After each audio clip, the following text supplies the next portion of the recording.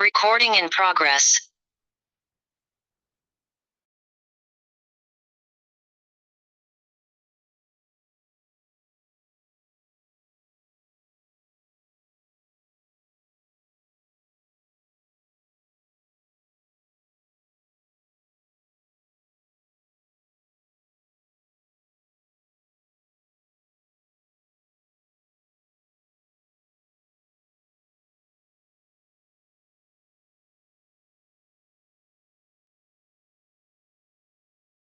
Good evening ma'am.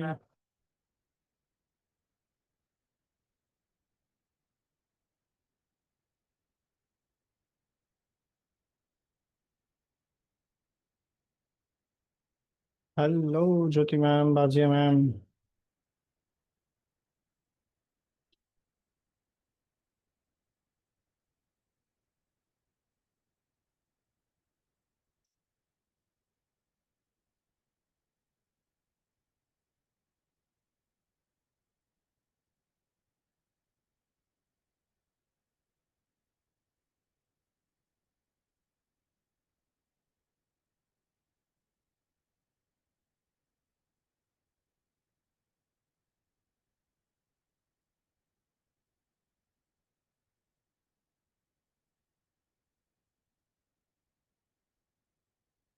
Jyoti ma'am,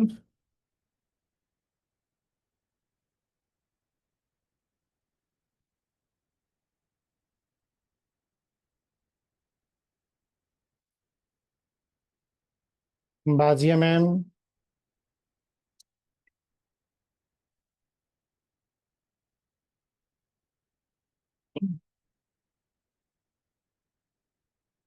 हाँ हाँ हाँ sir, I can hear you. Ma'am आप अगर उसके अलावा अगर कोई और रिस्पांस मुझे रिसीव हुआ नहीं है तो आप चेक कर लीजिएगा। और हाँ हाँ सर, मैं करती हूँ, मैं करती जी हूँ। जी जी जी। Yes sir. चलिए,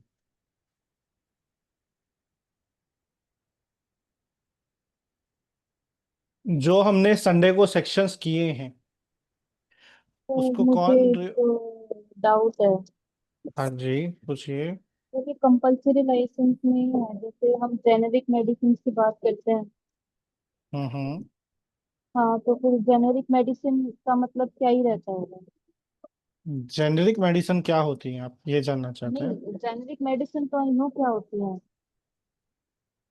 दवाइयाँ बट क्या होती हैं? उनको हाँ मतलब सर, अगर कंपलसरी लाइसेंस उनको लेना है तो हम्म। उनको क्या, मतलब उसका भी क्या सेम ही प्रोसीजर रहता होगा? हम देखिए, जिसका पेटेंट है ना, हाँ। तो वो पेटेंट जब लाइसेंस देते हैं तब तो वो ओरिजिनल होती है। जब पेटेंट रिवोक हो जाता है ना या एक्सपायर हो जाता है, तो जितने भी हम्म। लोग जिसने वो एक्चुअली में दवाई डेवलप किया है, वो जो सॉल्ट फॉर्मुलेशन है मेडिसिन का, हम्म।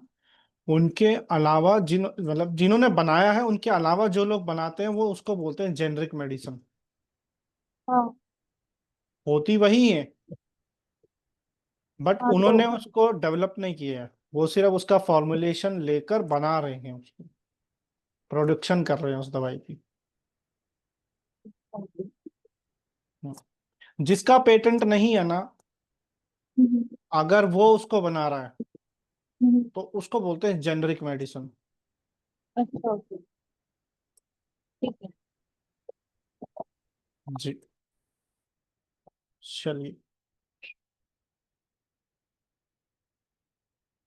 और सर एक आखिरी बस है ना, ये मैंने कहीं पे दोहा डिक्लेरेशन का एक वर्ड भी पढ़ा था अभी परसों।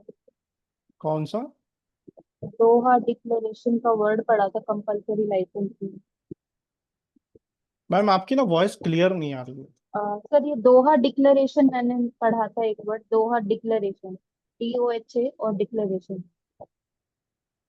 टोहा? हाँ, DOH। पता नहीं मैम, मुझे इसके बारे में मैं देख के बताऊंगा आपको दोहा डिक्लेरेशन क्या होता है। अगर किसी को पता हो तो प्लीज बताइए।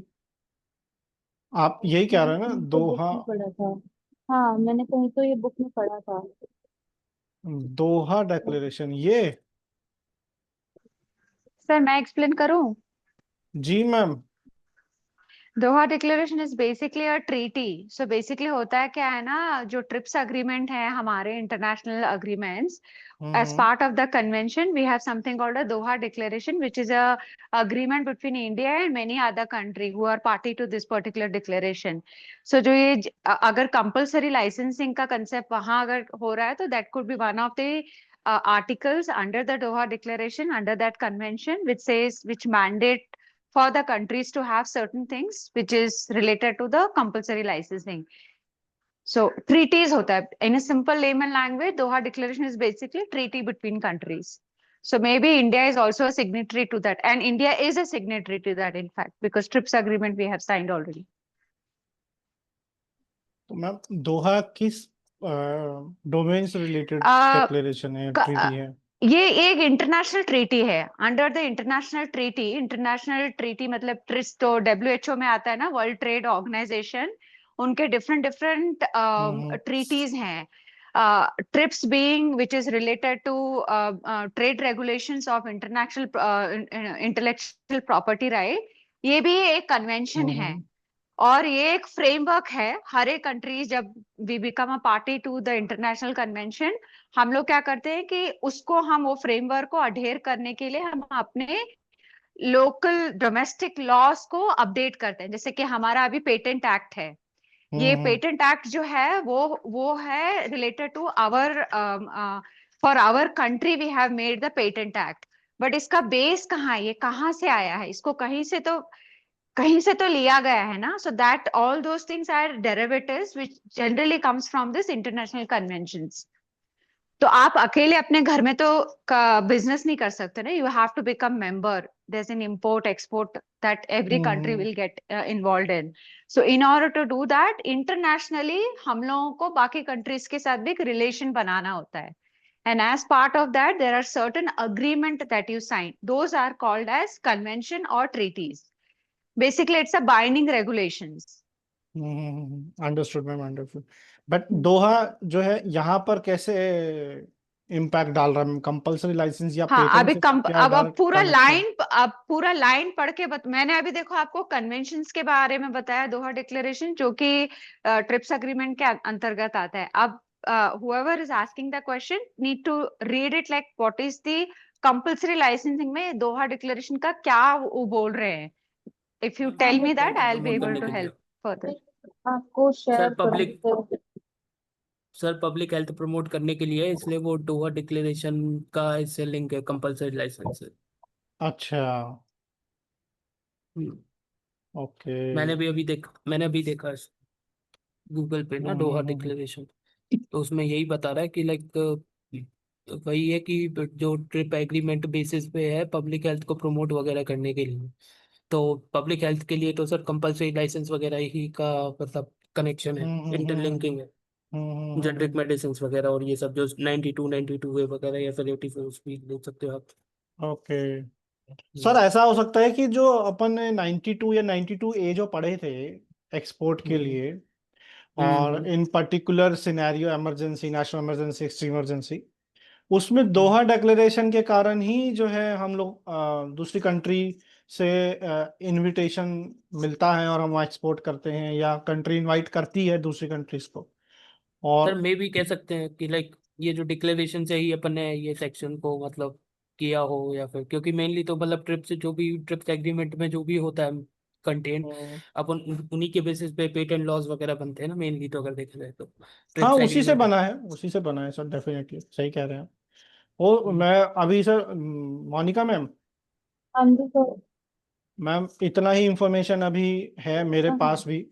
जी, मैं तो आपको मैंने भी, फोटो भेजूंगी ना उसकी बुक की, मतलब मंडे तक ही मैं आपको आप भेज दीजिए, बताऊंगी। मैं इसको कल एड्रेस जरूर करूंगा। हालांकि ज्योति मैम ने जो बताया, अखिल सर ने जो बताया, उससे काफ़ी चीज़ें फिर भी क्लियर हो रही हैं। क्योंकि जैसा कि मैम ने बताया, दोहा डिक्लेरेशन इंटरनेशनल ट्रीटी है, और पर्टिकुलरली मुझे ऐसा लगता है अभी कि ये शायद कंपलसरी लाइसेंस में इसका जो इन्वॉल्वमेंट ज़्यादा है। और जो हाँ, वो कंपलसरी में ही है, मैंने ना शीतल चोपड़ा में ये पढ़ी थी। कल मैं ऐसे ही पढ़ रही थी उसको, तो शीतल चोपड़ा में पूरा पैराग्राफ हम्म है। तो हो वो सकता है। कंपलसरी लाइसेंस में ही था, तो इसीलिए समझ नहीं आया था। तो हो सकता है मैम, मैंने उसके बारे में अभी सुना नहीं है, पढ़ा नहीं है। तो मैं इसके बारे में पढ़ के आपको जो है कंप्लीट इंफॉर्मेशन दूंगा। ओके। हाँ। तो ये आपने उनकी बुक में पढ़ा है या कोई वीडियो में सुना है? नहीं नहीं, बुक में ही पढ़ा था मैंने। बुक तो है मेरे पास, मैं देखता हूँ उसको। हाँ आप देखना, वो राइट हैंड साइड पे पेज है, उस पर है इसका पूरा डिस्क्रिप्शन। बिल्कुल मैम, मैं इसको देखूंगा और इसका मैं आपको आंसर कल और जितना बेटर हो पाएगा उतना देने की कोशिश करूंगा। हाँ जी, हाँ जी, हाँ जी। चलिए, ये एमसीक्यू है जो लास्ट फ्यू इयर्स में जो क्वेश्चन पेपर है हमारे, उनमें एक आया है कंपल्सरी लाइसेंस का। इसको अब सॉल्व करना है। तो कौन करना चाहेगा? अच्छा, इससे पहले संडे के सेक्शंस रिवाइज कौन करेगा?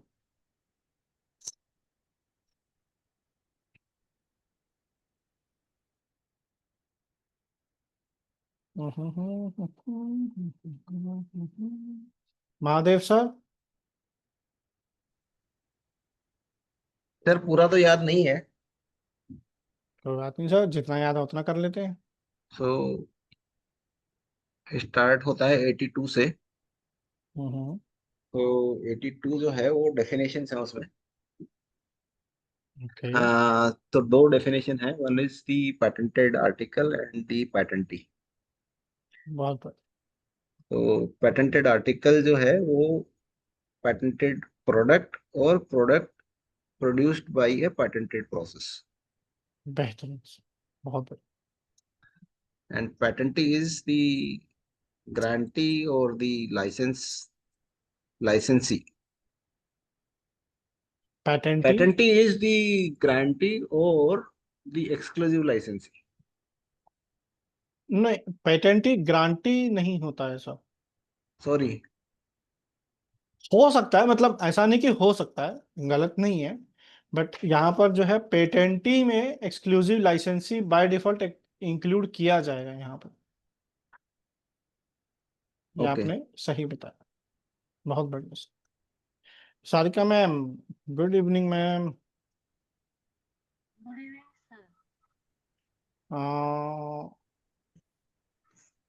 मैम, रिक्वेस्ट थी, अगर आपको सही लगे तो मैं आपका ब्रेकआउट रूम बना दूं, प्रभाकरन सर और रूबी मैम, आप भी रिवीजन करना चाह रहे थे कल।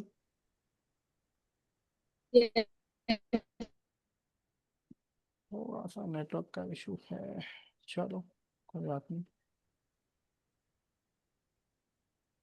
तो सारिका मैम, आप अलाउ करें, अगर सही समझे तो मैं बना दूं room? हाँ सर, बना दो बना दो।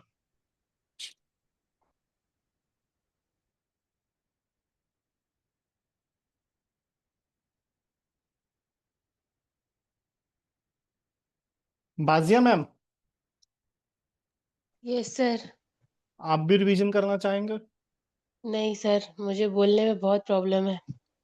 ओके। ओके, ठीक है।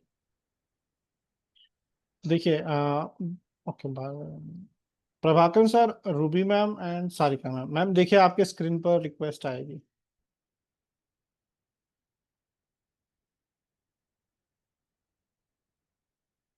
सर मुझे भी हुकअप करा दीजिए ना वन ऑफ द क्लासेस के अंदर।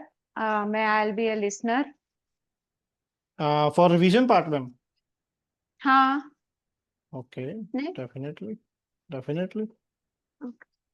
एंड तो एक काम करते हैं, ऐसे तो सभी का रिवीजन नहीं हो पाएगा। सभी लोग अगर रिवीजन करने के लिए अग्री करते हैं तो सारिका मैम के साथ तो एक रूम बन ही गया है, मैं दो रूम और बना देता हूँ अगर सभी लोग अग्री करें रिवीजन के लिए। Archana ma'am, Jyoti ma'am, Mahadev sir, Monika ma'am, Akhil sir, सभी लोग।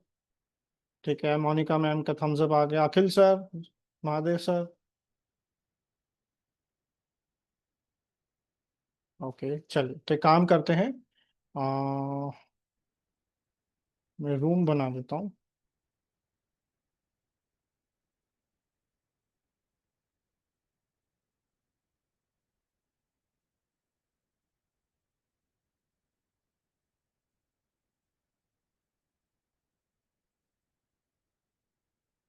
1 मिनट लगेगा, पुराने रूम्स बंद करने पड़ेंगे।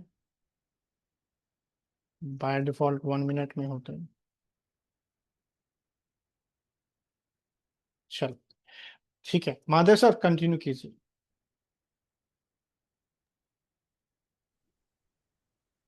Okay, sir. So that was 82. 83। 83. 83 has general principle applicable to patented inventions.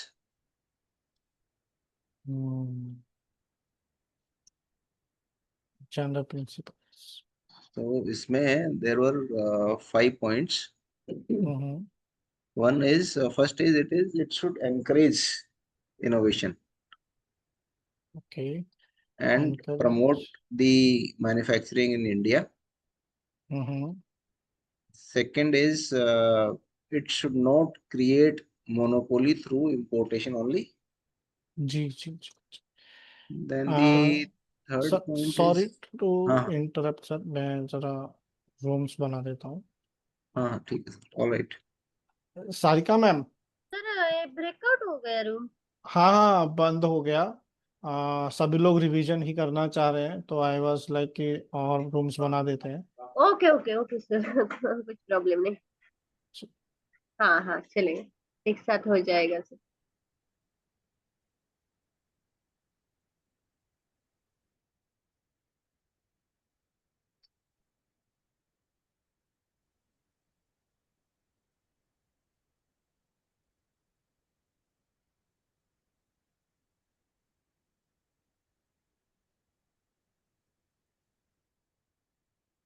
चलिए, सभी के स्क्रीन पर रिक्वेस्ट आएगी रूम्स को ज्वाइन करने की, उसको ज्वाइन कीजिएगा, ठीक है।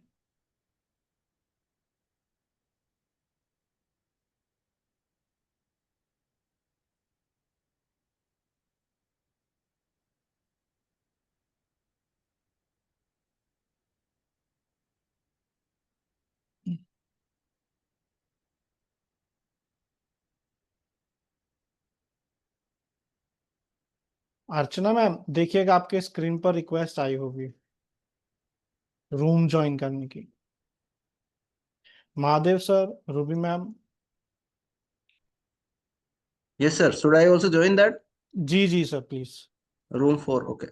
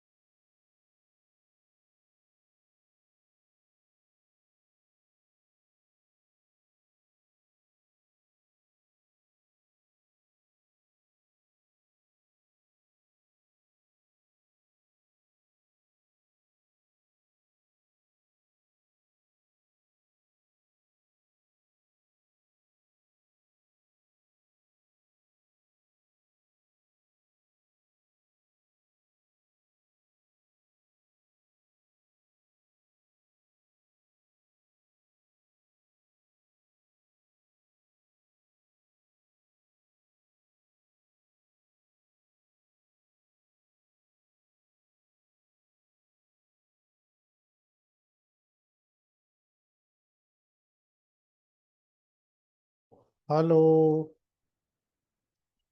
Kirti ma'am, you are all alone hair.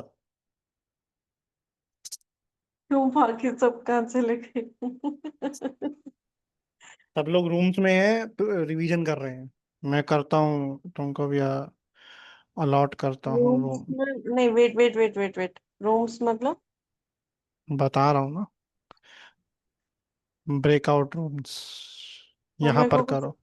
है, कुछ नो ऊपर आया तो था ऐसे ही कुछ ब्रेकआउट रूम वाला। हाँ उसको ज्वाइन करो। अभी आएगी दोबारा से, ज्वाइन करना उसको।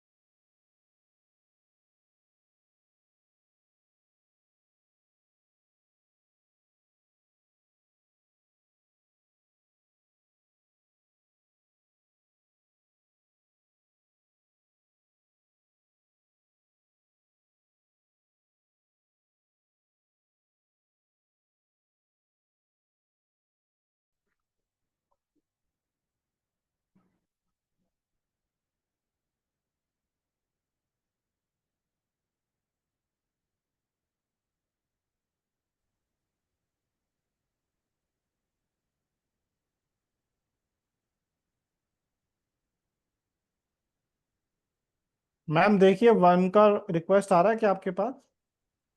नहीं सर। नहीं आ रहा है। चलो एक काम करो, मैं पहले आपको रूम 4 में लॉट करता हूँ, फिर वहां से आपको रूम 1 में। हाँ सर, अभी ज्वाइन करूँ मैं? हाँ रूम 1 की रिक्वेस्ट आई होगी, देखिए। हाँ हाँ।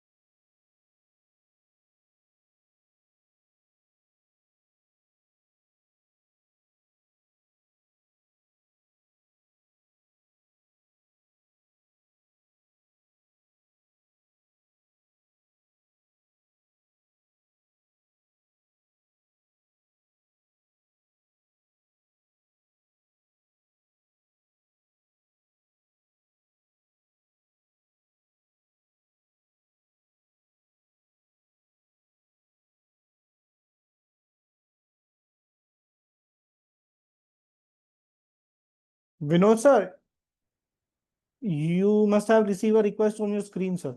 बहुत बढ़िया.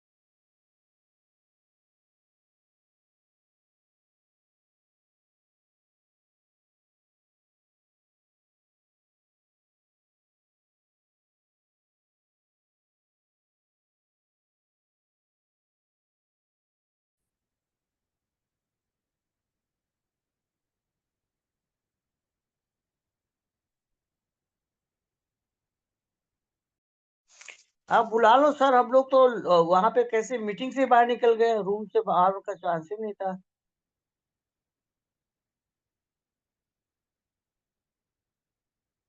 रजत सर आपकी आवाज नहीं आ रही मेरे को। सर क्लोज कर दिया है, वो 1 मिनट लेता है, 60 सेकेंड्स ऑटो क्लोज होने ठीक है। में सबके और पास। डेविड सर भी है कि नहीं? नहीं नहीं सर, वो नहीं है। क्या आजकल सर इंटरमीडिएट आ रहा है, मैं आ रहा हूँ तो नहीं आ रहा है। कल मेरे को बोला कि कल ज्वाइन करेंगे, बट मैं कल कर नहीं पाया। आज फिर उनके नाम पे ज्वाइन किया तो वही नहीं आए।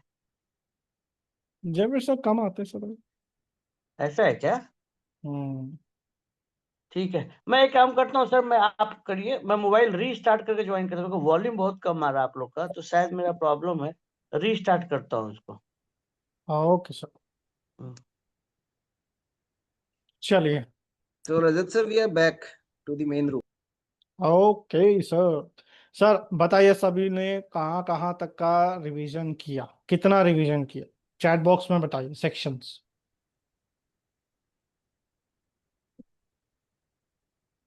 सर हमारा 25 के ग्राउंड चल रहे थे इसलिए हम नहीं आ रहे हाँ, थे। लीव हो गया सर अपने आप। अच्छा, चलो कोई बात नहीं। अखिल सर ने बोला 1 to 81 पूरा हो गया सर। Yes, yes, yes. ज्योति सर मैम 1 से आपने भी? 1 से 20 नहीं Yes. नहीं 1 से 20 मैंने किया, बाकी का ज्योति मैम ने किया अप टू 50, देन बाकी का फिर मैंने किया 52 ओके 80। ये भी ठीक है सर, मतलब सबका होता भी रहा और active participant. Okay. Mahadev sir 80 to 89 great. Archana ma'am 50 to 94 design till 8 great. Monika ma'am 51 to 92 94 okay 94। 94 तक सर, और फिर डिजाइन नेक्स्ट का डिजाइन एक्ट का टिल 8 हुआ ना? एक, हाँ टिल 8 हुआ। Okay okay okay. Kirti ma'am ने, अच्छा आप सिर्फ मोनिका मैम ने किया है उधर। Okay okay great. चलिए एक काम करते हैं, मैं क्वेश्चन करूंगा भी रैंडम, और आंसर कीजिएगा, ठीक है sir? And Mahadev sir, Yes sir. Sir आप पेपर लिखने वाले थे, पेपर 2? नहीं नहीं लिखा सर अभी तो। आई थिंक मेरे को लगेगा थोड़ा टाइम। वो केस सर स्टडी मेरे को आपने भेजा था, बट नहीं किया मैं अभी। ठीक है। कल सर सेशन से पहले कर सकते हैं सबमिट मुझे? ट्राई करता हूँ सर, ओके 9:30 तक में। हाँ जी, करता हूँ, लिखता हूँ सर। ठीक। अर्चना मैम फॉर्म 18 कौन कौन फाइल कर सकता है?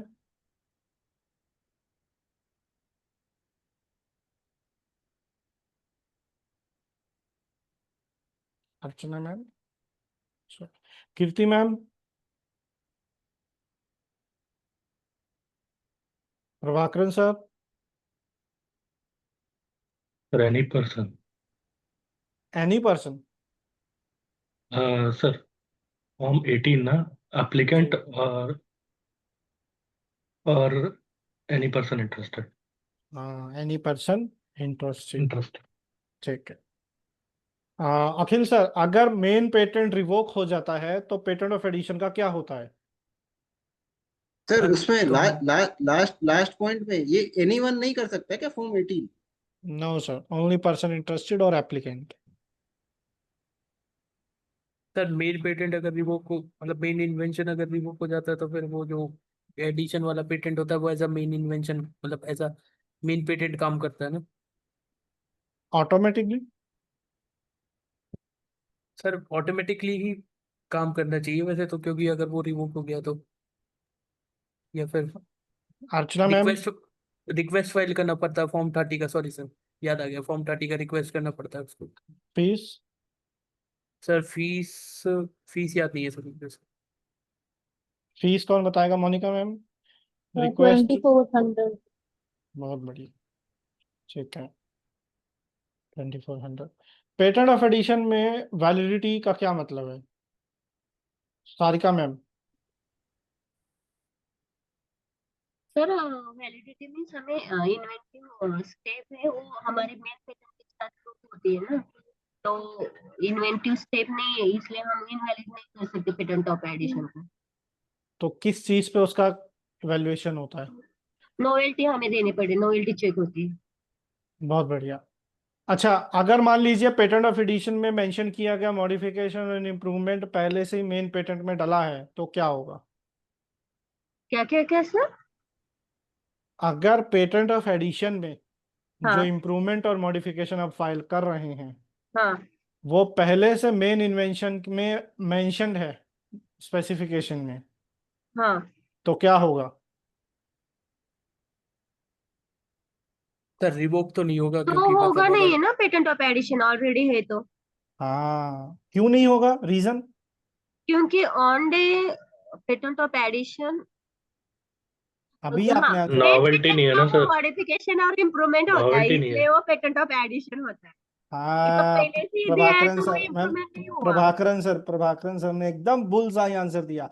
नॉवेल्टी ही नहीं होगी तो कैसे होगा? हाँ, नोवेल्टी नहीं होती तो। नॉवेल्टी ही नहीं होगी। बहुत बढ़िया सर, प्रभाकर सर, बहुत बढ़िया।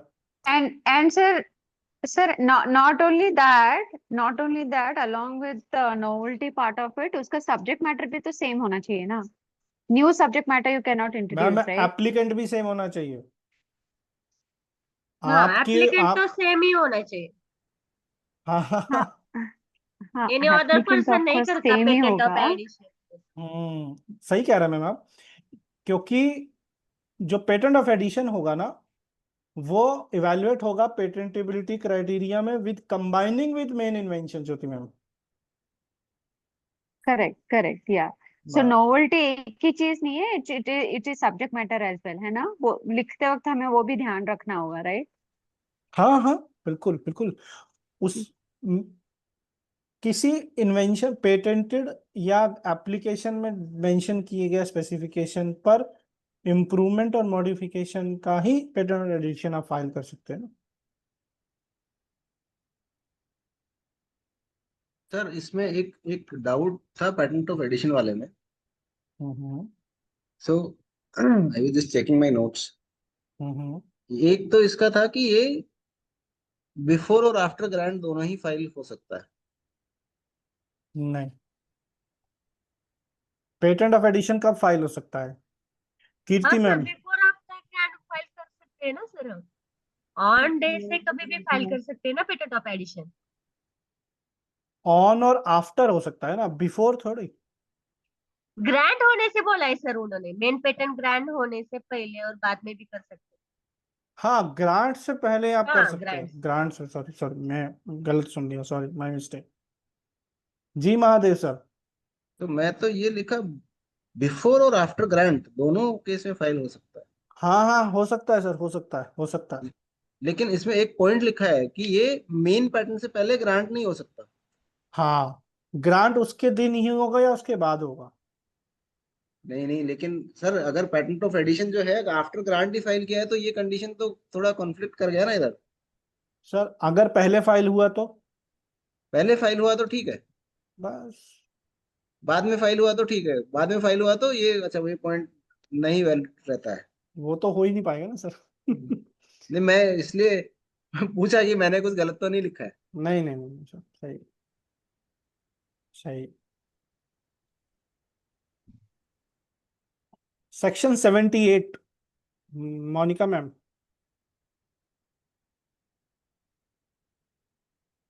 हाँ जी सर। सेक्शन तो सेक्शन 78। 78 इसमें correction of controller in correction of clerical error पर है। ठीक है, तो कंट्रोलर खुद कर सकता है कि कोई रिक्वेस्ट भी कर सकता है?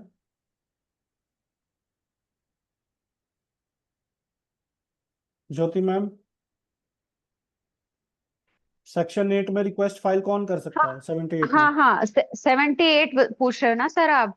जी। सेक्शन मैं पूरा ही बता दूं, 78 पूरा नहीं का नहीं पूरा? नहीं नहीं, जितना पूछा उतना जवाब। अच्छा, क्वेश्चन क्या है 78 में सर? 78 में रिक्वेस्ट कौन फाइल कर सकता है? Any person interested. 78 में हाँ, एनी पर्सन इंटरेस्टेड। फॉर्म 30 से फी 68 मोनिका, जनरेट एक रहेगी। अच्छा। जिसका नाम वही आंसर करेगा, जिसका नाम लिया है। हाँ, जी Jyoti ma'am. Any person interested sir. Form form 30 file करना है, 800 है, that's it. And form 30 is used when there is no other form available. Miss Nigli. ठीक है। अर्चना मैम, 77 की पावर्स क्या है कंट्रोलर की?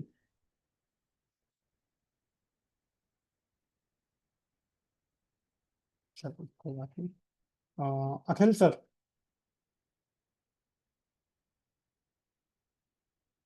अखिल sir, Kirti ma'am, yes sir. Yes sir.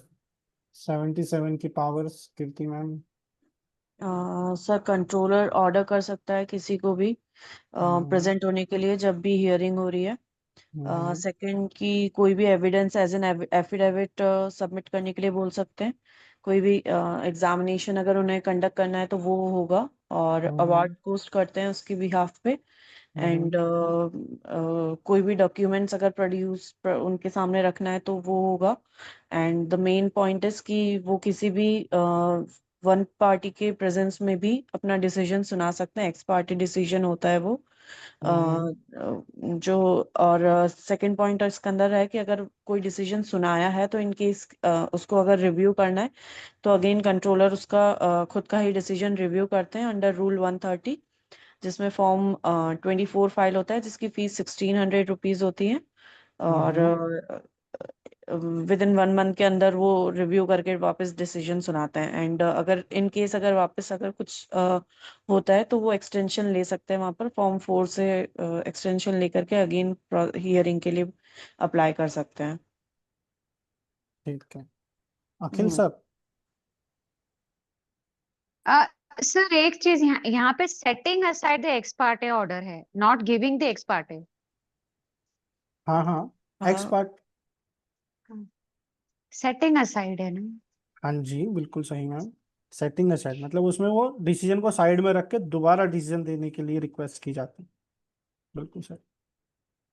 एक क्वेश्चन मैम, आप क्वेश्चन पूछ रहे हैं कि करेक्शन करवा रहे हैं? मैं ये समझ नहीं पाया। मतलब वहां पे आई मीन आई फेल्ट कि setting aside was so just okay okay okay okay, very great ma'am, great. Kirti ma'am mention कर लीजिए ना। And Akhil sir, 47। सर 47 तो क्या बोलते हैं वो जो मतलब क्या बोल वो राइट्स हैं सर, मतलब जो मतलब पेटेंट के एक्सेप्शंस होते हैं ना, मतलब जिसमें मतलब वो इन्फ्रिंजमेंट का सूट फाइल नहीं कर सकता है। कि अगर पेटेंट क्या बोलता है, गवर्नमेंट यूज कर रही है पेटेंटेड प्रोडक्ट या प्रोसेस को, या फिर एक्सपेरिमेंटल पर्पसेस, या फिर गवर्नमेंट इम्पोर्ट या एक्सपोर्ट कर रही है किसी भी मेडिसिन वगैरह को, दैट इज 47। ठीक है, बढ़िया। मोनिका मैम, अमेंडमेंट किस चीज का नहीं किया जा सकता है? सर अमेंडमेंट नहीं किया जा सकता। डिस्क्राइब कोई भी जो मैटर है वो डिस्क्राइब अगर नहीं हो, मतलब उसका या फिर क्लेम इंक्रीज नहीं किया जा सकता है। स्कोप कि इंक्रीज नहीं कर सकते। हाँ, एंड क्लेम का स्कोप इंक्रीज नहीं कर सकते। तो यही था, ये दो ही पॉइंट मुझे याद है अभी। ज्योति मैम, अमेंडमेंट से क्या नहीं किया जा सकता है? अमेंडमेंट से क्या नहीं कर सकते हैं? नए मैटर नहीं ऐड कर सकते हो। अमेंडमेंट में जो ऑलरेडी करेक्शंस हैं या तो ऐड कर सकते हो या डिलीट कर सकते हो, but you can not bring something new to it. तो क्या क्या हो सकता है प्रभाकरन सर? वो अच्छा, वो एक मिनट, वो ठीक ठीक ठीक। वो ABCD वाला वो यहाँ आएगा सर? जी नहीं नहीं, मैम, वो नहीं आएगा यहाँ पे, नहीं। आएगा मैम, आएगा। वही आएगा ना, ABCD ही तो है। वही आएगा क्या ABCD वाला? Okay okay. जी मैम, हाँ, सॉलिड। ABCDEF। तो F F या फैक्ट। रूबी मैम ABCDEF क्या है?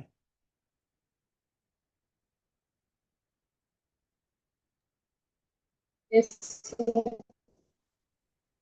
Sir ABC. ये बोलिए हेलो बोलिए सर बोलिए बोलिए। रूल सर रूल्स है ना ये? अमेंडमेंट का एक था ना, ABCDEF। अर्चना हाँ मैम। सर ये sir amendment, correction, disclaimer, sir explanation. ये F क्या है अखिल सर? F क्या है फिर? Incorporation of actual facts. बढ़िया। मोनिका मैम, ये 3 जो टर्म्स हैं, करेक्शन, डिस्क्लेमर, एक्सप्लेनेशन, इसको एक्सप्लेन कर दीजिए क्या है ये। कि सर कोई भी हम मतलब करेक्शन हम कर सकते हैं अमेंडमेंट में, कोई भी एप्लीकेशन में कोई भी करेक्शन हमें करनी है तो वो हम कर सकते हैं, डिस्क्लेमर में हम कर सकते हैं, या फिर एक्सप्लेनेशन में हम कर सकते हैं। डिस्क्लेमर क्या होता है? तो डिस्क्लेमर वो लिखते हैं शायद, एक लाइन फिक्स होती है ना शायद जो लिखना होता है, नहीं नहीं नहीं वो नहीं, नहीं होता है Sarika ma'am, disclaimer. Sarika ma'am, disclaimer क्या होता है? सर क्लेम को हम डिस्क्लेम कर सकते हैं, तो उसका मतलब क्या हुआ, डिस्क्लेम का मतलब? निकाल देते हैं सर, हटा हाँ, देते हैं। बिल्कुल। मोनिका मैम समझ आया? हाँ जी ठीक है। हाँ, डिस्क्लेमर के तरीके से मतलब हम किसी भी चीज को हटाते हैं उसमें। हम्म। हम्म, ठीक है। चल। Prabhakaran sir.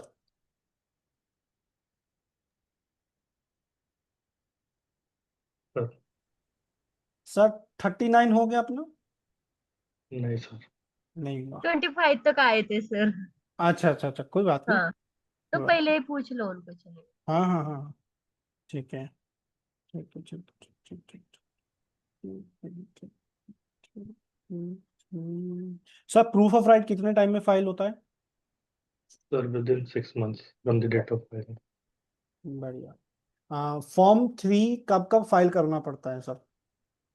Sir form 3 at the time of filing, hmm form मतलब तब फाइल करना पड़ता है विद इन 6 months। उसमें एक्सटेंशन फाइल करके भी कर सकते हैं फॉर्म हम्म 4, तो टोटली 6 + 3 9 months।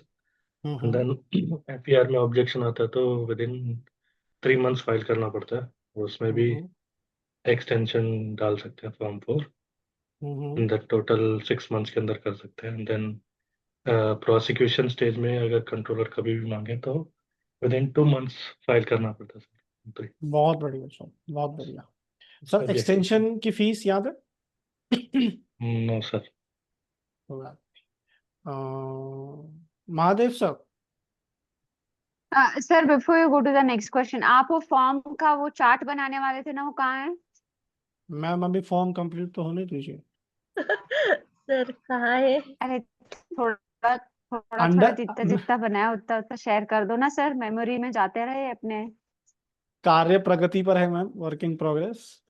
हम हमको मतलब हम ही को होमवर्क देना है, खुद को नहीं करना है कभी होमवर्क। हाँ मैम पहले फॉर्म फिल करो। नहीं हुआ आपका फॉर्म फिल? जिसने फॉर्म फिल नहीं मैंने किया उसकी कोई रिक्वेस्ट फॉर्म एंटरटेन नहीं की फिल किया जाएगी। था, वो बोगस गूगल ने नहीं लिया है। किसी ने मेरे ही नाम से फॉर्म फिल किया हुआ, ये नहीं पता किसने किया है। अरे बाप रे। मैं कल से ये ढूंढ रहा हूँ ये कौन है। वो शायद मैं हूँ। नहीं, मैंने इसीलिए आपसे पूछा श्याम को, मैंने आपको स्क्रीनशॉट भेजा, आप बोल रहे हैं मेरे मार्क्स ही नहीं है। ओह गॉड।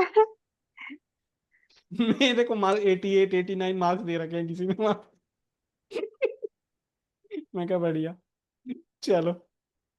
सर कहीं महादेव तेजवीर सर। सर ने तो ऐड नहीं कर दिया। सर उनको तो सारे पता है वो क्या करेंगे यार।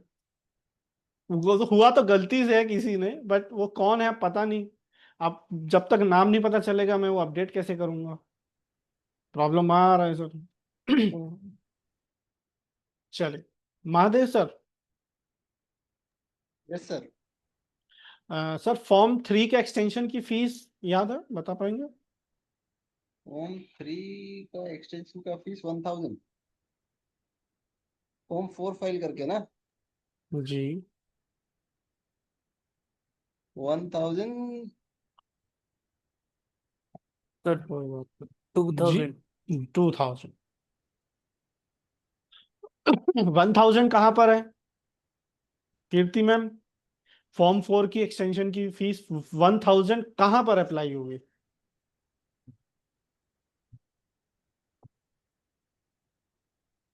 कीर्ति मैम?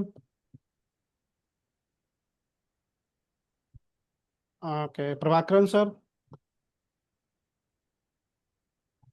क्या क्वेश्चन था सर? फॉर्म 4 की फीस 1000 कब लगेगी?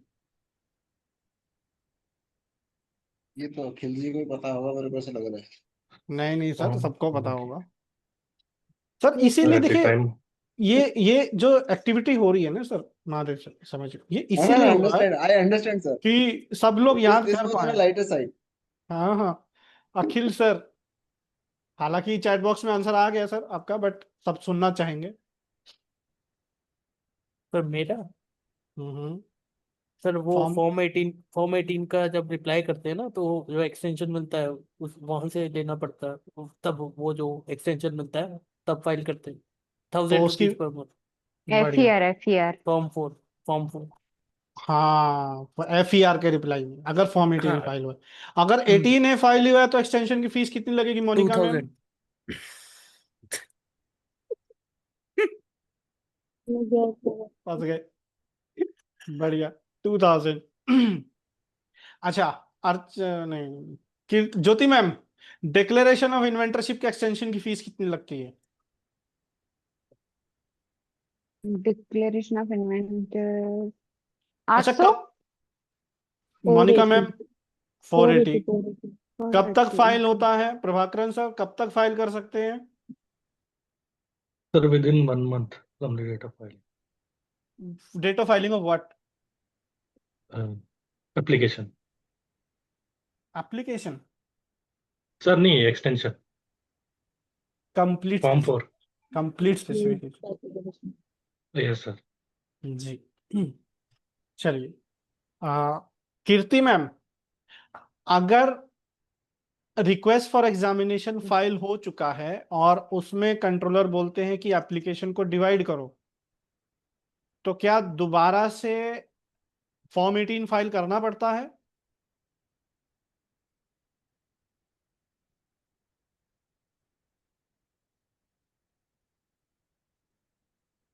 सर ज्योति क्वेश्चन मैम, को रिपीट करो, क्वेश्चन रिपीट कीजिए सर क्वेश्चन।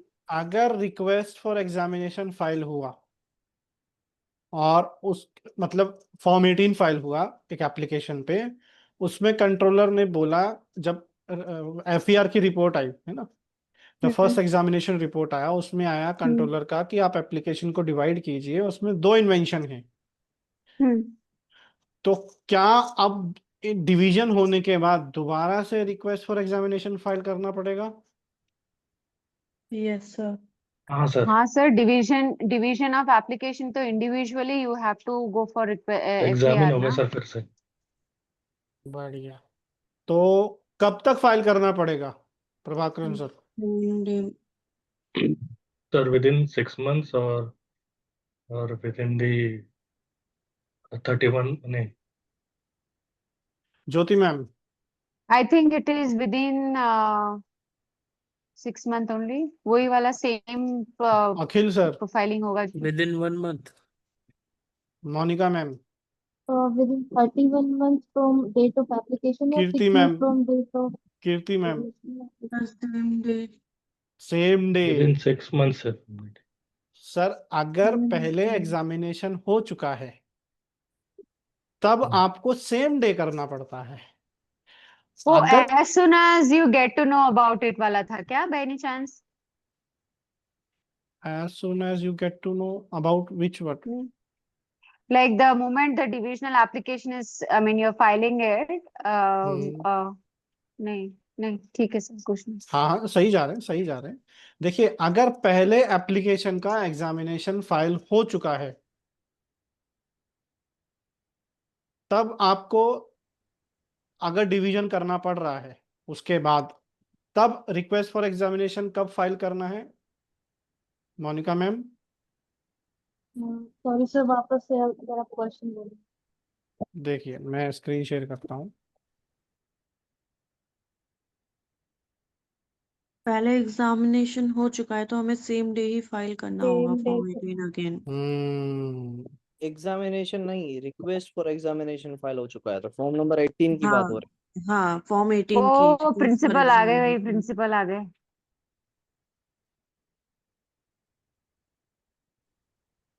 जयवीर सर थे ना वो? थे नहीं मैम, है। है जी। है है। है मतलब वॉइस वॉइस। हाँ हाँ जी। मैम, मान लीजिए एक एप्लीकेशन फाइल हुआ 1125, एक एप्लीकेशन फाइल हुआ है। स्क्रीन मेरी सबको विजिबल है ना? हाँ। Yes sir. अब इसके बाद देखिए, अच्छा एक क्वेश्चन मेरा, Mahadev sir, request for examination किसी भी एप्लीकेशन के लिए कब तक फाइल कर सकते हैं? Sir with in 31 months. बहुत बढ़िया सर।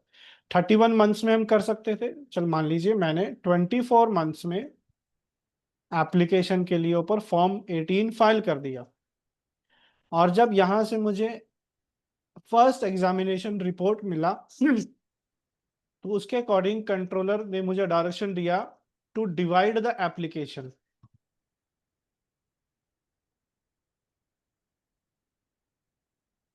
तो अब जब मैं डिवीजन करूंगा, when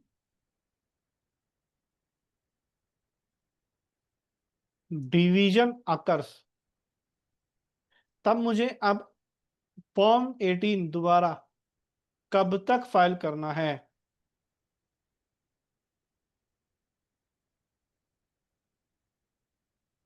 same day. Same day. Okay, Monika ma'am. तो सेम डे ही होगा उसमें। Akhil sir. Sir same day. Jyoti ma'am. Sir अब तो आंसर पता चल गया अब में। बोलिए सेम डे। बोलिए। हाँ बोलिए बोलिए, सेम डे। अब मुझे ये क्वेश्चन दीजिए कि आंसर एग्जामिनेशन की जो रिक्वेस्ट है, यानी कि जो फॉर्म 18 है, वो एग्जामिनर को कब रेफर होगा? आप ये बताइए मोनिका मैम। सर आपकी आवाज कट रही है सर, एक बार और रिपीट करो ना लास्ट लाइन। जी, फॉर्म 18 तो सेम डे फाइल हो गया मैम, लेकिन एग्जामिनर के पास वो फॉर्म 18 कब जाएगा? Kirti ma'am, Jyoti ma'am, question समझ में आया? क्लियर हुआ क्वेश्चन? हाँ कब जाएगा मतलब अब इंटरनेट की स्पीड पे है, जब और विद पहुंचेगा इन 1 पहुंचेगा मंथ। सर। नहीं, अरे मैम इंटरनेट की स्पीड यहाँ पे कोई मायने नहीं रखती है। Kirti ma'am. No, so you are with asking in कि 1 when month. The control has to reply. No, what when, is speaking? By when controller will refer the form 18 to the sir within examiner 1 month. Under section 12। जी sir. Within 1 month. Within 1 month, बहुत close है sir, लगभग answer सही है। छोटा सा एक explanation और जुड़ेगा इसके साथ। प्रभाकर सर सही जा रहे हैं, एक छोटा सा पॉइंट और जुड़ जाएगा। Kirti ma'am. Sir 1 month but not more than 3 months। Yes sir. No. Sarika ma'am. Examiner controller को रिपोर्ट दे रहे, वही वाला पूछ रहे हैं ना आप? No no no, form, again question, अच्छा क्वेश्चन मेरा समझिए पहले एक सभी मिनट लोग। रिपीट, हाँ हाँ, रिपीट कर क्वेश्चन दीजिए। समझिएगा। डिवीजन हुआ एप्लीकेशन का, मैंने फॉर्म 18 फाइल किया। अब वो फॉर्म 18 कंट्रोलर एग्जामिनर को कब तक भेजेंगे? सर कब भेजेंगे? 1 मंथ, जब वो डिविजनल एप्लीकेशन का पब्लिकेशन हो जाएगा। हाँ, पब्लिकेशन होने के बाद। और पब्लिकेशन कब तक होगा सर? वो भी 1 महीने के अंदर में हो जाएगा। हाँ, जैसे ही 1 मंथ के अंदर पब्लिकेशन होगा, वो उसके बाद रेफर किया जाएगा एग्जामिनेशन के लिए। अभी क्लियर हुआ ज्योति मैम? सर ये तो लेटेस्ट, मुझे भी नहीं पता था, थोड़ा सा बताएंगे आईपी इंडिया पे जाके। Sir IP actually India. ना सर आपकी आवाज ऐसे कट कट कट के आ रही है। सर कट रही है क्या आवाज? नहीं, ओह जो your internet connection I think it's weak. I know, कोई सिलिकॉन वैली में नहीं रहती हूँ मैं, seriously. But ma'am I am getting clear voice of Rajat sir. Maybe मैं अपना I can hear your voice clearly, but when it comes to Rajat sir, उनका वो ब्रेक हो रहा है बार बार। मैं चेक कर लेता पता हूँ। नहीं, anyway sir I continue can कीजिए hear sir, both let's. of you हाँ properly. Okay.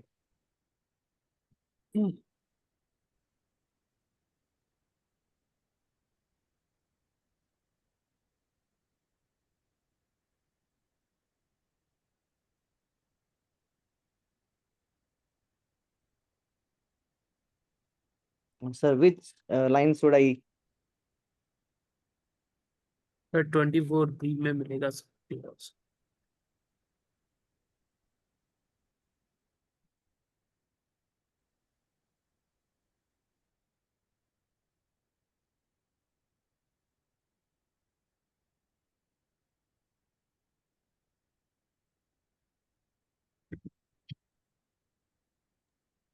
The request for examination of application is filed according to the explanation under subsection 3 section ये पढ़िएगा सर प्लीज,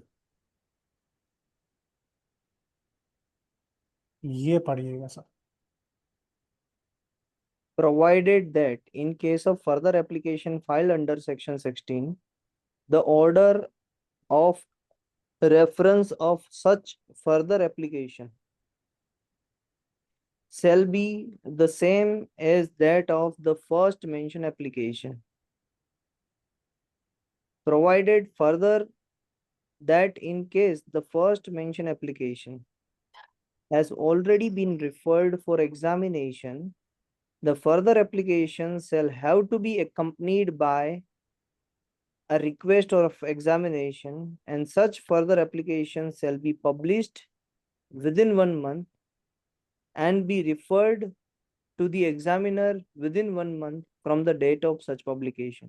बहुत बढ़िया sir, means that's why what you are. बहुत बढ़िया, ये बहुत ही नायाब चीज है। I must include in my reference every time. Sir इसको एक्सप्लेन करो सर एक बार। जी ज्योति मैडम, मान लीजिए कि आपने एक एप्लीकेशन फाइल की है। रजत सर वो उनको मेरा वॉइस आ रहा है ना क्लियरली, इसीलिए मैं एक्सप्लेन कर रहा हूँ। हाँ हाँ, अरे सर सर तो इसके नीचे वाली लाइन भी इंक्लूड करेंगे क्या फिर हम? कौन सी मैम? पॉइंट 2 जो नॉट एक्सीडिंग 3 months है।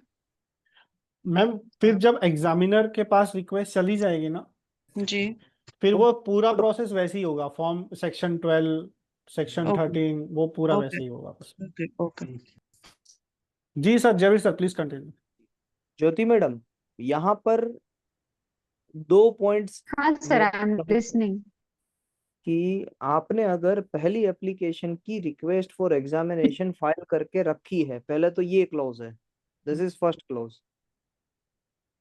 अब अगर आपने पहले एप्लीकेशन की रिक्वेस्ट फॉर एग्जामिनेशन यानी फॉर्म नंबर 18 फाइल करके रखा है और अब आपको ऑर्डर मिलता है डिविजनल एप्लीकेशन करने के लिए, तो आप डिविजनल एप्लीकेशन करेंगे, उसी दिन उसकी रिक्वेस्ट फॉर एग्जामिनेशन फाइल करेंगे, और जब भी उस डिविजनल एप्लीकेशन का पब्लिकेशन होगा, पब्लिकेशन भी होगा within 1 month from such date, और वहां से 1 महीने के अंदर अंदर, पब्लिकेशन से 1 महीने के अंदर अंदर उस डिविजनल एप्लीकेशन को भी एग्जामिनर को सौंप दिया जाएगा। और मगर ये वर्ड है ना, रिफर्ड फॉर एग्जामिनेशन, इसका मतलब समझिएगा आप। इसका मतलब होता है कि पहली एप्लीकेशन में आपने सिर्फ फॉर्म नंबर 18 फाइल किया है, इतनी बात नहीं है। वो पहली एप्लीकेशन एग्जामिनर को दे दी गई है एग्जामिनेशन करने के लिए। referred for examination. It is not request for examination. यह है referred for examination. referred यानी कंट्रोलर ने पहली एप्लीकेशन जो मेन एप्लीकेशन थी उसको दे दिया है, उसको भेज दिया है एग्जामिनर को एग्जामिन करने के लिए। अब ऑर्डर आता है डिविजनल का, तो जो डिवीजन होगा उसकी रिक्वेस्ट फॉर एग्जामिनेशन भी उसी दिन फाइल करनी पड़ेगी, उसका पब्लिकेशन भी 1 महीने के बाद हो जाएगा, सॉरी विदिन अंदर, हाँ, एक महीने के अंदर हो जाएगा, और 1 महीने के अंदर अंदर से पब्लिकेशन के 1 महीने के अंदर अंदर उससे वापस रिफर्ड कर दिया जाएगा एग्जामिनर को कि भाई ये आप एग्जामिन ऑलरेडी कर रहे हो, उसकी मेन एप्लीकेशन ये डिविजनल को भी साथ में ले लो। मगर उसका क्लोज है कि अगर पहली एप्लीकेशन एग्जामिनेशन के लिए भेज दी गई है तो, अगर मैं ऐसा कहूं, इसी क्वेश्चन को मैं तोड़ता हूं, अगर मान लीजिए कि आपकी पहली एप्लीकेशन की पब्लिकेशन नहीं हुई है तो क्या ये क्लोज एप्लीकेबल रहेगा? अखिल सर शायद समझ पा रहे होंगे। अखिल सर? नहीं सर, नहीं रहेगा। नहीं हाँ, नहीं रहेगा। अभी और एक क्वेश्चन करता हूं, अगर पहली एप्लीकेशन को कंट्रोलर ने एग्जामिनेशन के लिए रिफर नहीं किया है तो क्या ये क्लोज एप्लीकेबल रहेगा? नहीं रहेगा क्योंकि रेफर ही नहीं करा हाँ बस ये एग्जामिनेशन। समझिएगा, ये एक बीच इन बिटवीन द लाइन है कि अगर पहली एप्लीकेशन को कंट्रोलर ने एग्जामिनेशन के लिए रिफर्ड फॉर एग्जामिनेशन के लिए भेज दिया है तब जाके ये क्लोज एप्लीकेबल रहेगा। और ये चीज अगर आपको देखनी है कि आपकी ये जो एप्लीकेशन है वो रिफर्ड फॉर एग्जामिनेशन है या नहीं है, तो उसे आप देख सकते हो एप्लीकेशन स्टेटस में। जब भी आप अपने एप्लीकेशन का नंबर लिखोगे आईपी इंडिया सर्च में तो वो आपको स्टेटस बताएगा रिफर्ड फॉर एग्जामिनेशन, यही स्टेटस होगा जो ये लिखा है ना, ऐसे ही स्टेटस में आएगा, it is referred for examination. Rajat sir अगर कुछ एक्सप्लेनेशन गलत तो बताइएगा। जी sir, Mahadev sir. Brief question, ये सेक्शन 12 में भी कोई टाइमलाइन है क्या ऐसा रेफरिंग फॉर एग्जामिनेशन? नहीं सर, सेक्शन 12 के अकॉर्डिंग जब एग्जामिनर के पास एग्जामिनेशन के लिए एप्लीकेशन चली जाती है ना सर। नहीं, मैं ये पूछ रहा था कि मैंने फॉर्म 18 फाइल किया, ये कंट्रोलर को मिला, तो कितने दिन में एग्जामिनेशन के लिए असाइन करेगा वो? नो टाइमलाइन सर, उसकी टाइमलाइन नहीं होती है। ओके। देखिए समझिए, अगर पब्लिकेशन हो चुका है तब वो उसको तुरंत रेफर करेंगे, आज ओके। कल 15 दिन, वो कोई स्पेसिफाइड नहीं है टाइमलाइन की कब करेंगे। बट पब्लिकेशन होना जरूरी है, उसके बाद तुरंत एसएप यानी एज सुन एज पॉसिबल, आज के आज ही कर दिया गया है मान लीजिए। बट अगर पब्लिकेशन नहीं हुआ है, फॉर एग्जाम्पल महादेव सर एक क्वेश्चन समझिएगा, मान लीजिए कि एप्लीकेशन फाइल हुई 1/1/25 को, एक एप्लीकेशन फाइल हुई, तो ये बाय डिफॉल्ट कितने टाइम में पब्लिश होगी सर? ये सर 36/26 18 मंथ्स के बाद में। हाँ, 18 मंथ्स में पब्लिश होगी बाय डिफॉल्ट। हाँ, 18 मंथ कंप्लीट करने के बाद +1 इस 1 मंथ के अंदर कभी भी हो जाए, बहुत बढ़िया। बट अगर मान लीजिए मैंने यहां पर बीच में कहीं फॉर्म 18 फाइल कर दिया, अब क्या होगा? तो ये तो पेंडिंग फॉर असाइनमेंट रहेगा, तब तक पब्लिश नहीं होता है। बहुत बढ़िया सर, एकदम ग्रेट आंसर सर। अब जब तक पब्लिकेशन नहीं होगा, एग्जामिनेशन नहीं होगा, चाहे फॉर्म 18 फाइल हो जाए, ठीक है सर। जैसे ही पब्लिकेशन हो जाएगा इस विदिन अ मंथ में, तुरंत फॉर्म 18 फाइल रेफर कर दिया जाएगा एग्जामिनर को अंडर सेक्शन 12। बस, तो कब करेंगे इसकी कोई टाइमलाइन नहीं है सर स्पेसिफाइड। आज के आज भी कर सकते हैं, 1 हफ्ता भी ले सकते हैं, 15 दिन भी ले सकते हैं। ठीक है, ऑल राइट सर, अंडरस्टूड। जी, अच्छा महादेव सर, एक ऑप्शन है, एक इक्वेशन, उसको आंसर कीजिएगा। अभी तो फॉर्म 18 ये पब्लिकेशन होगा, इसके बाद एग्जीक्यूट किया जाएगा। हाँ बट मैं चाहता हूं कि मैंने ये फॉर्म 18 अगर 2 फरवरी 2026 को फाइल किया है, हाँ, उसी दिन एग्जीक्यूट हो जाए, तो मैं क्या कर सकता हूं? मेरे पास क्या ऑप्शन है? फॉर्म 9 फाइल करना पड़ेगा आपको। हाँ, फॉर्म 9 9 फाइल करना पड़ेगा, तब भी क्या उसी पब्लिकेशन दिन हो जाएगा? 1 मंथ, विद इन 1 मंथ। हाँ, 1 मंथ क्यों? ऐसा क्यों? क्योंकि उसको भी टाइम चाहिए होगा ना टू। नहीं आपने sir, request for publication file किया फॉर्म 9, तो उसके विद इन 1 मंथ। हाँ ओके, तो आप 1 मंथ बताइए सर। क्यों बोल रहे हैं? वो रीजन मैं जानना चाहता हूँ। आप जो बोल रहे हो सही बोल रहे हैं, बट रीजन क्या है? देखिए सर, जिस दिन भी रिक्वेस्ट फॉर पब्लिकेशन फाइल होगी,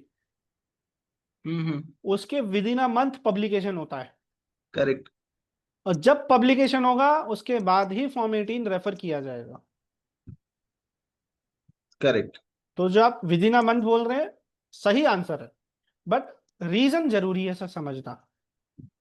रीजन क्यों जरूरी है सर? क्योंकि टाइमलाइन को समझना जरूरी है। विद इन अ मंथ तो कुछ भी हो सकता है। हाँ, विद इन अ मंथ में बोला पब्लिकेशन होगा उसका, हाँ एंड ठीक है। देन पब्लिकेशन के बाद में विद इन अ मंथ आपका ये। नहीं, विद इन अ मंथ नहीं, पब्लिकेशन होने के बाद में तो कभी भी हो सकता है, एज सुन एज पॉसिबल। भले मान लीजिए, हमारी अंडरस्टैंडिंग के लिए आप इसको ऐसे कंक्लूड कीजिए, जिस दिन पब्लिकेशन हो गया उसी दिन रेफर कर दी जाएगा एग्जामिनर को। अंडरस्टूड। जी अंडरस्टूड सर। जी। तो एक बार रिपीट कर दीजिए सर, जो भी अंडरस्टैंडिंग बनी अभी। हाँ सर, ये सेक्शन 12 में जो रेफर फॉर एग्जामिनेशन होगा, that will not happen unless the application is published. Publish जैसे होगा, we assume that it will be referred to the examiner on that date और नियर टू दैट डेट। बहुत बढ़िया sir, बहुत बढ़िया। अरे sir, इसमें प्रैक्टिकली क्या होता है पता है? जब आप रिक्वेस्ट फॉर एग्जामिनेशन फाइल करते हैं, तो पहले पब्लिकेशन होता है, फिर पब्लिश हो गया, आर्टिकल पब्लिश हो गया, मीन्स एप्लीकेशन पब्लिश हो गई, उसके बाद में लिखा हुआ आता है स्टेटस में अवेटिंग फॉर एग्जामिनेशन।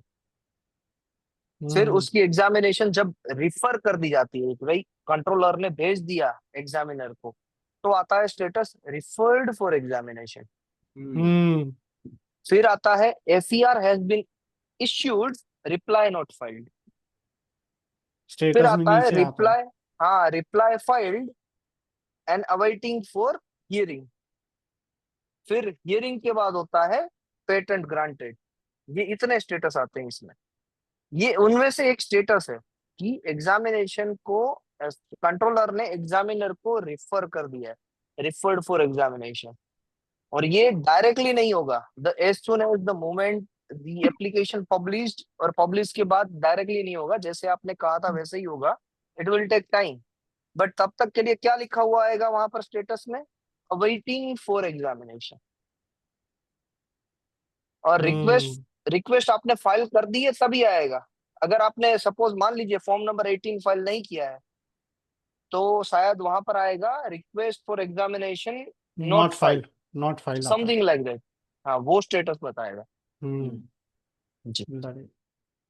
वो सेक्शन भी लिखता है sir, under section 11B, section भी वहां लिखे होते हैं। सही बात। चल आगे बढ़ते हैं। स्क्रीन में स्टॉप कर रहा हूं।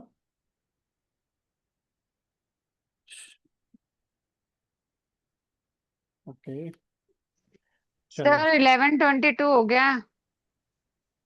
जी मैडम, कंप्लीट करते हैं, कंक्लूड करते हैं बस।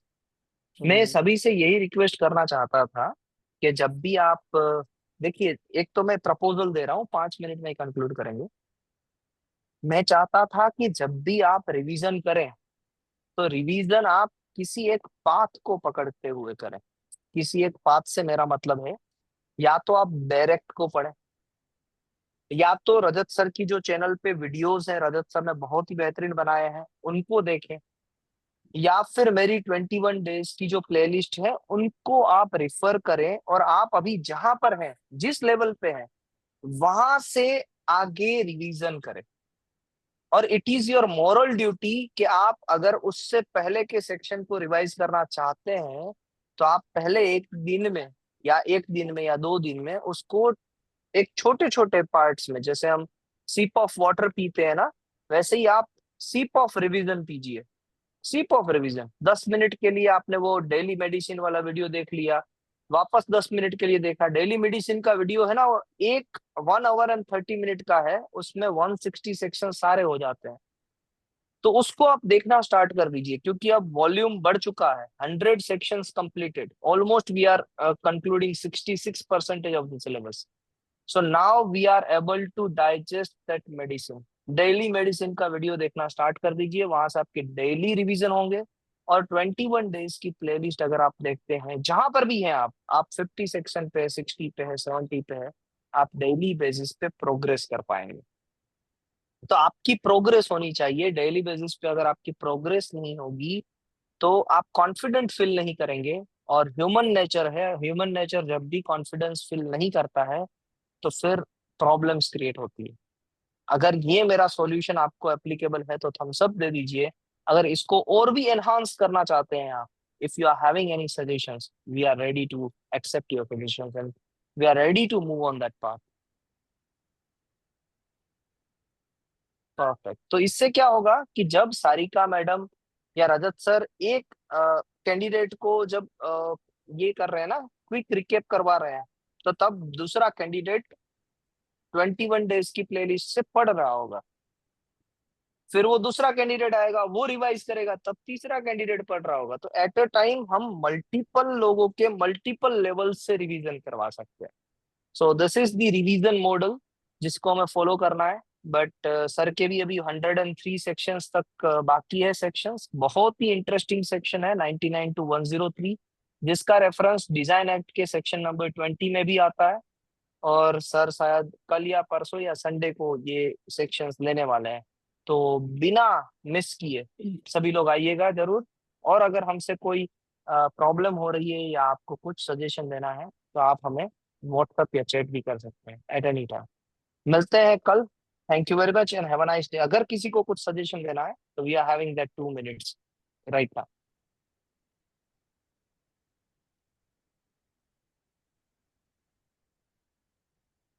यस सर ज्योति इसका मैम। इसका यस इसका इसका मेरा कुछ नहीं है सर, थैंक यू बोलने के लिए मुंह खोला था मैंने। जी जी महादेव सर।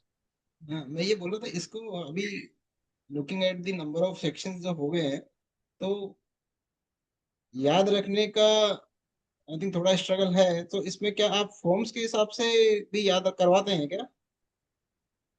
सर आप डेली मेडिसिन वाला एक बार वीडियो देखिए। ओके। उसमें सर सेक्शन सेक्शन के साथ रूल, रूल के साथ फॉर्म, टाइमलाइन एंड फीस, ये सारी चीजें मेंशन है at a time in a one table. Alright. और रजत सर है ना, एक बहुत बढ़िया वाला चार्ट भी बना रहे हैं जो शेयर करेंगे हम लोगों से। बिल्कुल मैम, बिल्कुल मैं शेयर मैडम कर देता हूँ। रजत सर की यूएसपी क्या है मैडम, पता है आपको? आप उनको जितनी भी इंफॉर्मेशन देंगे ना, आपको और एक नई इंफॉर्मेशन वहां से मिलेगी। तो जब आपको मन करे एड ऑन करने का, चीजें एड ऑन करने की, कि सर मैंने ये सेक्शन तो पढ़ लिया है, मैंने डायरेक्ट भी पढ़ लिया है, बट अभी भी मुझे हंगर है कि मुझे और चीजें नई इसमें से और खोद के निकालनी है नई चीज, तो वहां पर रजत सर से आप कभी भी कांटेक्ट कीजिए। वो कुछ ना कुछ तो आपको वहां से बिल्डअप करवाएंगे, वो सेक्शन को और बेहतरीन बनाएंगे, जैसे अभी किया सर ने। डिविजनल एप्लीकेशन में रिफर्ड फॉर एग्जामिनेशन अगर हो चुकी है पहली एप्लीकेशन, तो दूसरी एप्लीकेशन को with in 1 month from the publication refer कर दिया जाएगा। That's the real essence. जो ये पढ़ते हैं ना, जैसे ये करते हैं, कमाल है, कमाल है। मैं क्या ही कहूँ इनके लिए। और ये आप जानेंगे जब आप डायरेक्ट पढ़ेंगे ना, ये सारी चीजें रिकॉल करना, इट्स नॉट जॉब। ये बहुत ही अच्छा करते हैं बच्चे। सारिका मैडम कसा काय, ऐसे बोलते हैं ना? ऐसा क्या क्या बोलते है? हैं? मस्त वही सर, वही बोल। मस्त, भारी। भारी भारी। मैंने तो वो अनुपमा सीरियल देखी थी, उसमें बस इतना इतना ही पता चला, पुढे चला कसा हाँ काय आय कैसे काय काय काय नाय लाइकवाइज. कैसे काय चलिए म्हणजे means कैसे म्हणजे True. चलिए मिलते हैं कल वापस 9:30 बजे. हाँ, सभी से अनुरोध है कि अच्छे से दिन थैंक यू बिताइएगा, सर, गुड नाइट। खुश रह के दिन बिताइएगा. Have a nice day. Thank you sir. Mahadev sir कुछ कहना चाह रहे थे? Add on? No no no sir, no sir, bye bye. Bye. Hmm